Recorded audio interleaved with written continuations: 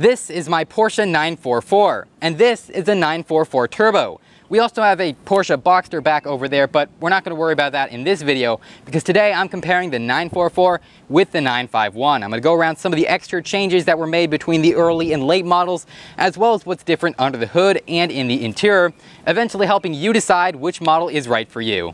Let's get right into the video.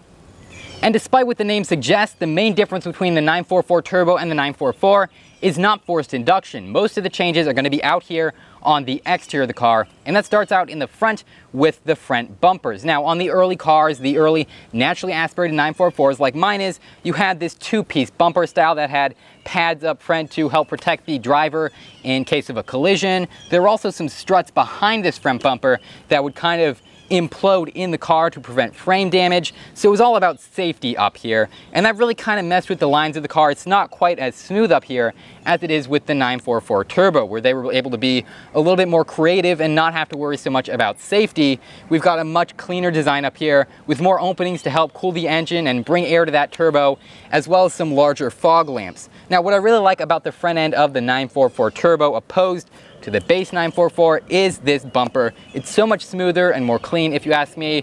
Originally when I bought my car, it actually had an aftermarket version of the turbo bumper, but I didn't like the way it looked with this color. Really, it's just up to personal preference which one you prefer, but if you like this one better, you have to get the turbo. But the changes actually extend onto the side of the car, where we see just a few small tweaks, starting with the rims. Mine come with the base 15-inch phone dial rims, whereas here with the 944 Turbo, we see an upgraded / updated style. And it's up to you which style you prefer, but honestly, I think it looks a lot cleaner and more retro on the 944 Turbo.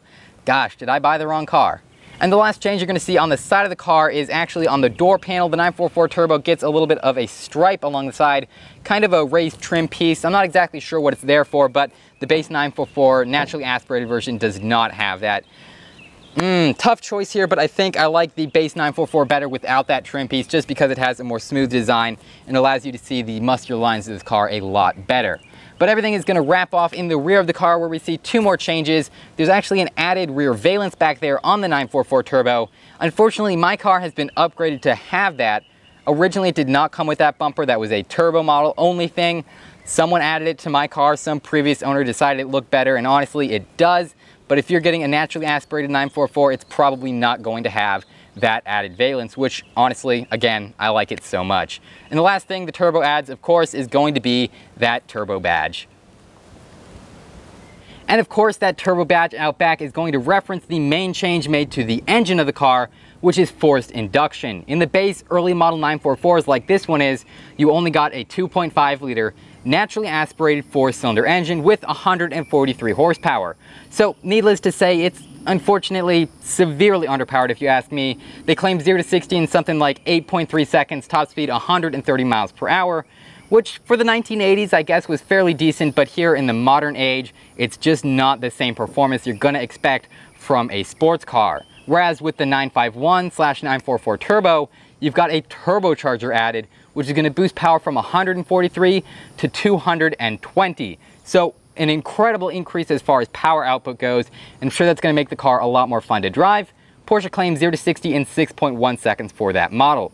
Now, unfortunately, I'm not allowed to pop the hood on this car because it belongs to a customer who actually doesn't know I'm filming it. So if you're watching this, thank you so much. But really the only visual change you're going to see is that the air filter is actually moved around a bit to accommodate the turbo, different intake. You're going to see a big turbo badge right here on the air intake, which is located right in front of everything else. Whereas in the early model, as you can see, it kind of sucks in air from the side fender.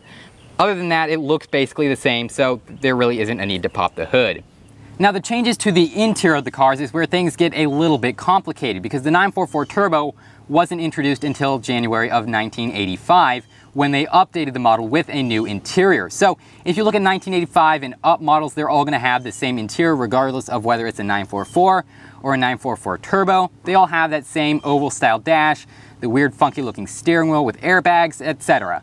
Whereas in the base 944, the early models pre-1985 like my model, you're going to have a much cleaner and more elegant design with kind of a square center console area instead of that ugly oval. Obviously, I prefer my interior, but it's really up to you which one you like better. I'll put some pictures up to compare. Again, if you want that same interior in the naturally aspirated 944, you can get that, just has to be a later model year.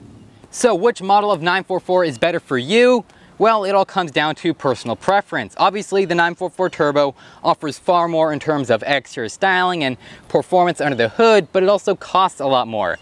Your run-of-the-mill naturally aspirated 944 like mine is going to run around $4,000 or $5,000 for one in decent condition, whereas with the 944 Turbo, it's a lot more exclusive and a lot more performance-oriented. You're going to be looking around $15,000. And for that price, you could almost just get that Boxster over there. But let me know down in the comments below which of these three cars I guess you prefer. Also, make sure to leave this video a thumbs up and check out my channel if you haven't already. I actually have a whole playlist of rebuilding 944, this one actually, that you can check out by clicking on the card right there. Thank you all so much for watching.